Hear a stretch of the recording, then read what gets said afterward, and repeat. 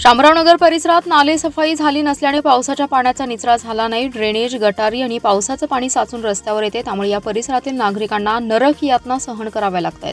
माजी नगरसेवक अभिजित भोसले, सामाजिक कार्यकर्ते रज्जाक नाईक यांनी सांडपाण्यात उतरून निषेध व्यक्त केलाय। आयुक्त, उपायुक्तांनी या परिसराकडे लक्ष देऊन तातडीने पाण्याचा निचरा करावा, अन्यथा सांडपाण्याचा अभिषेक अधिकाऱ्यांना घालू असा इशारा माजी नगरसेवक अभिजित भोसले यांनी दिलाय।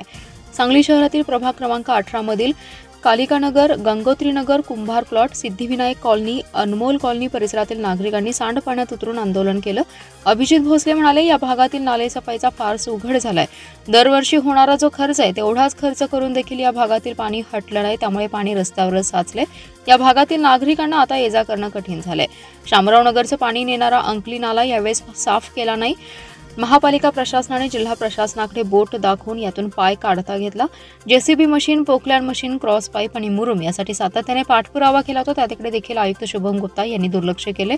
सध्या आयुक्त रजेवर आहेत। जिल्हाधिकारी कार्यालयाकडे आयुक्तपदाचा कारभार आहे।